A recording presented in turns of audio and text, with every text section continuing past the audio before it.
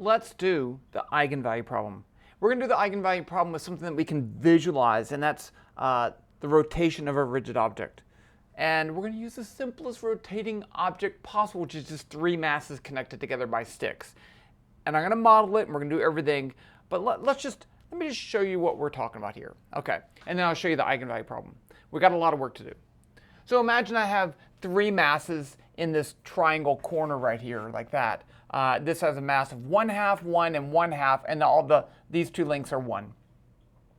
Now, if I want to rotate it, if I give it some angular velocity, in some ways I can rotate it, and it behaves such that the angular velocity and the angular momentum are in the same direction, but some that are not. Let me just show you a rotation that is not the same direction for angular velocity and angular momentum.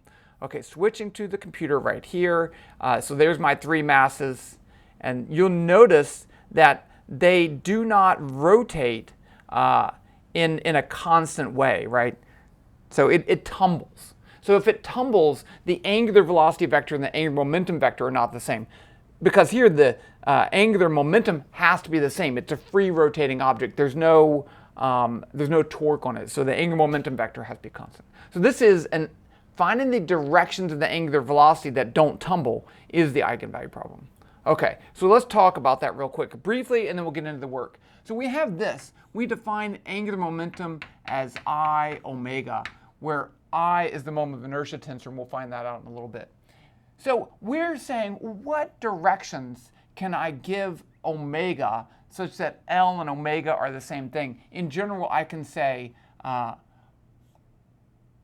L equals some constant A, or let's say lambda omega. Right? I want to find the values of omega that's true. I'm trying to think. I want to find I omega. No, actually, I want to find this. That's why. I want to say I omega equals lambda omega. That's why. Okay, so that's my eigenvalue problem, where that's the scalar value. So that says that I omega is the angular momentum and omega is that. So how do we solve this problem? Well, we can multiply both sides, this side by the identity matrix, and it won't change things. And then I can subtract that from both sides, and I get, that's my moment of inertia tensor. So I get I minus 1, that's the identity matrix, lambda, times omega is 0. And this will have non-trivial solutions if the determinant of that is equal to 0. Okay, so that's how we find the eigenvalues. I'm not going to actually find the eigenvalues because we're dealing with a 3 by 3 matrix. I'm not going to go through the details of how you do that. In short, you'll say it looks like this. We would find the determinant of Ixx minus lambda, Ixy, Ixz, Ixy, or Yx,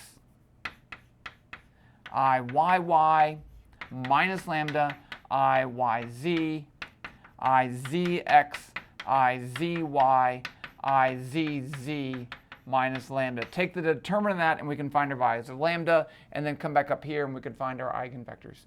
We're going to use Python, and I think I want to do it this way because it makes the most sense. Okay, so I want to actually find this moment of inertia tensor, right, for this three-mass object. The first thing I need to do is to find the center mass, because if it's free rotating, it's going to rotate about the center mass. So I need to find the center mass to calculate the moment of inertia tensor. So we can find the center mass, r com, is going to be the sum over I, mi, ri, over the total mass.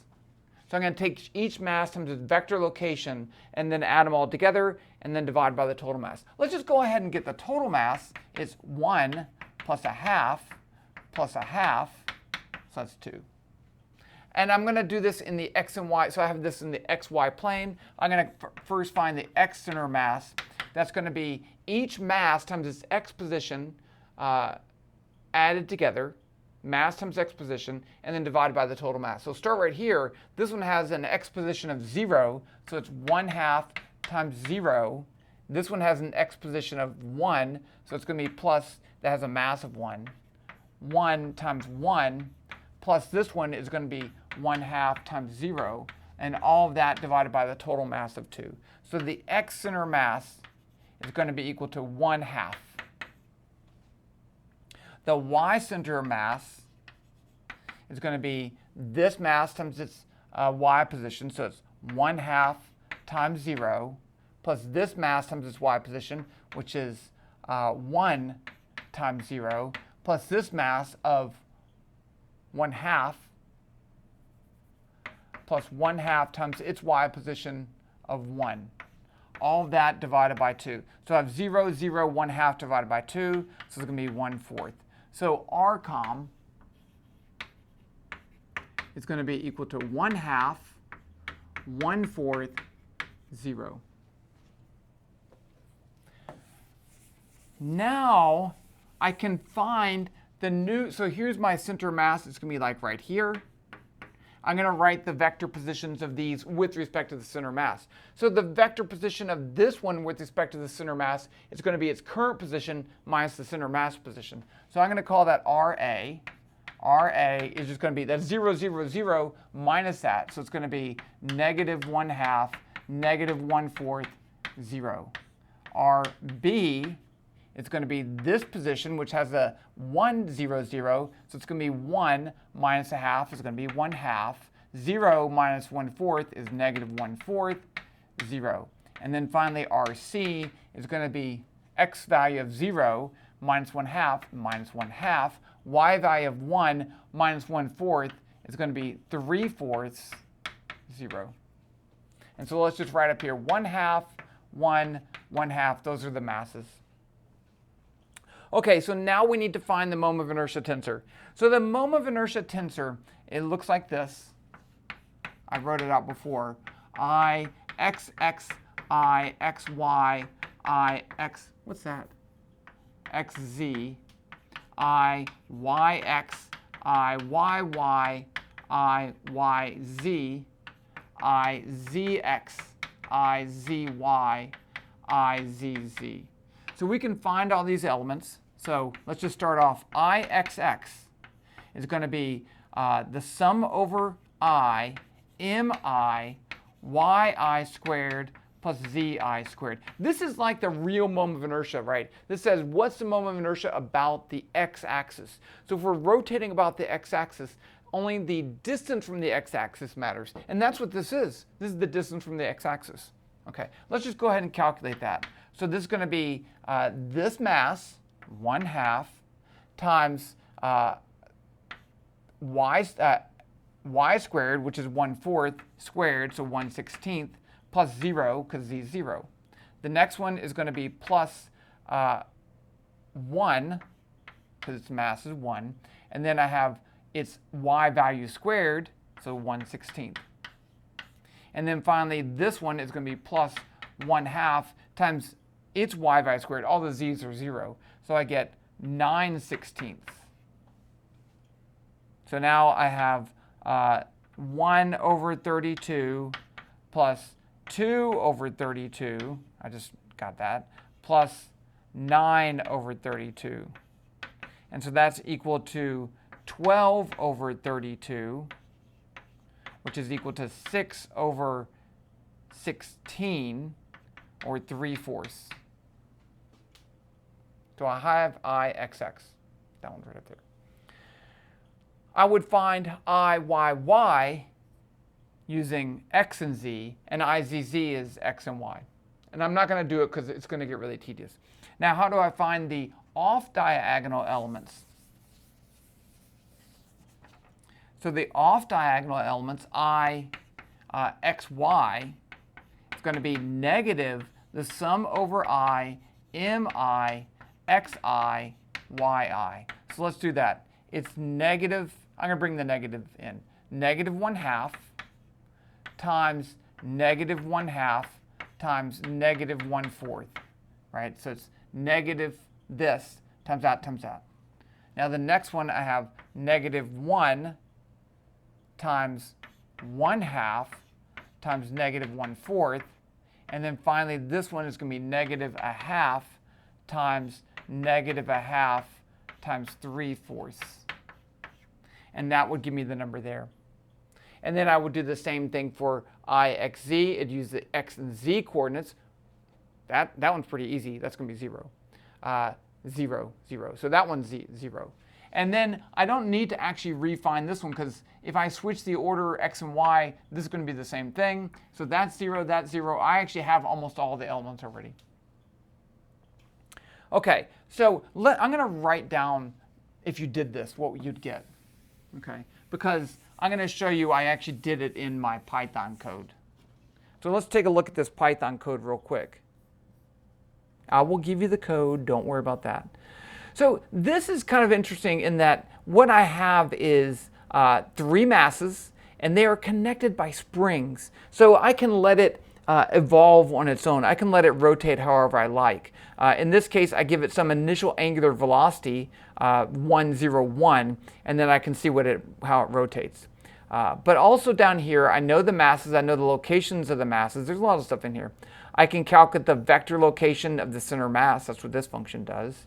And then I can use that to calculate the moment of inertia tensor. So I give it my list of masses. You can actually use any number of masses here. The point about which you want to calculate the moment of inertia, I use the same thing.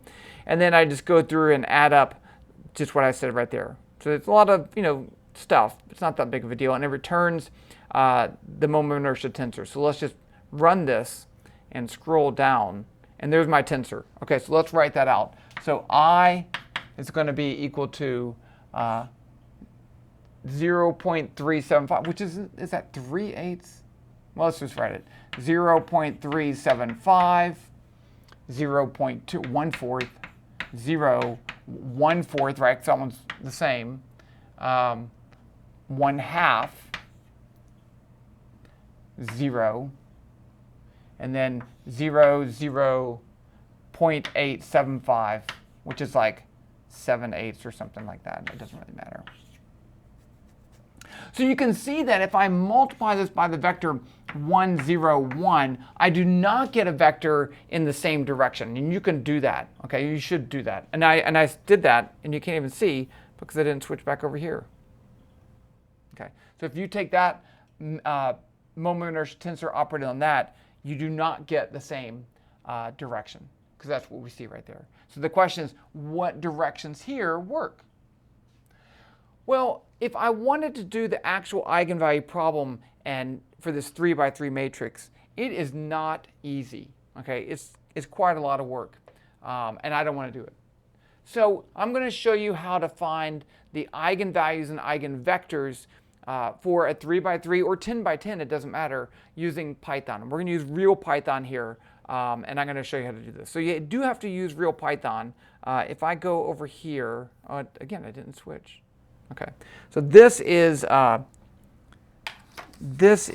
real Python. Okay.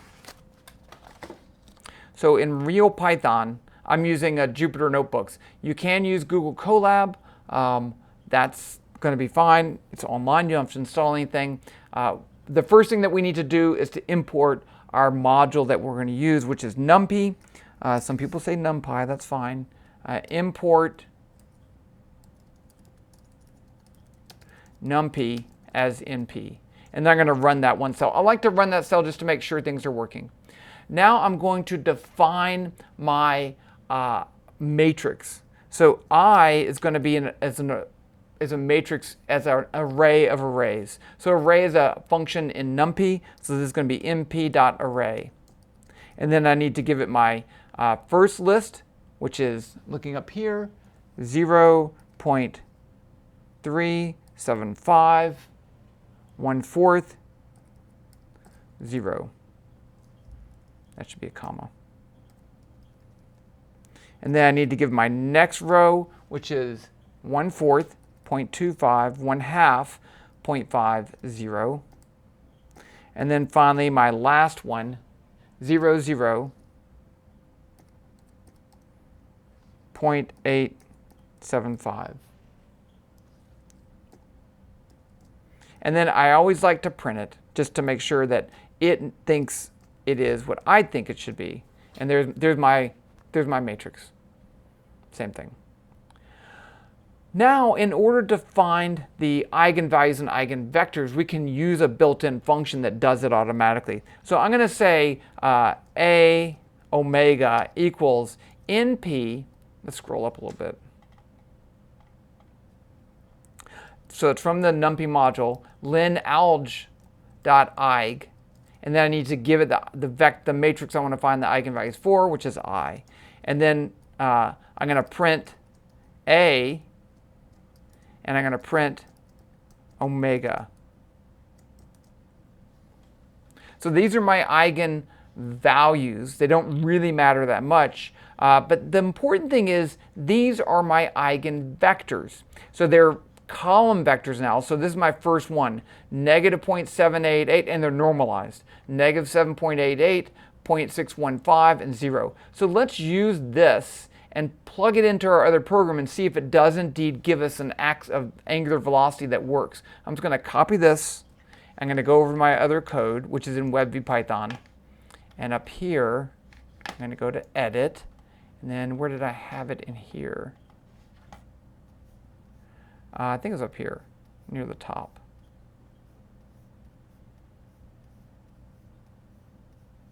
Omega right there. So there, I'm going to put this one. And then I'm going to go back. And I'm going to copy the second one, which is this. You could export this as, you could take the transpose of this matrix and print out just pieces of it, but I'm not doing that. I'm too lazy. So that's this one.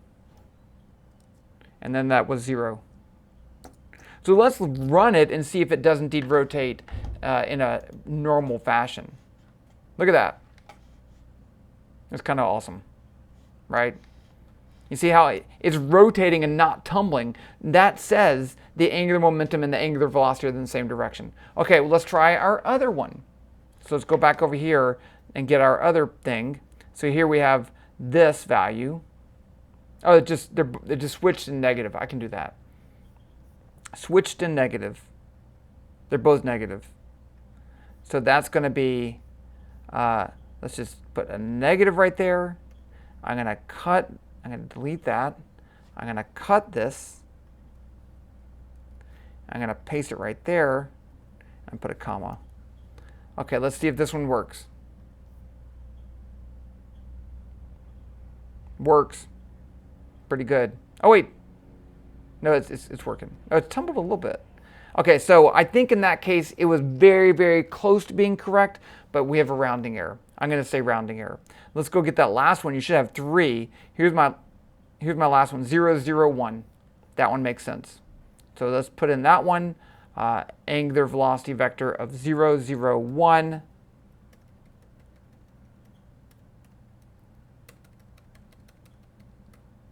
And run it. And that one should not be surprising. We're rotating in the z-axis and everything's in the xy plane. So there you go. So there's our 3 principal axes of rotation for this system. I like this system because we can model it with springs. We're connecting them with springs, but it's also simple enough that you could actually calculate everything by hand without having to do any complicated calculations.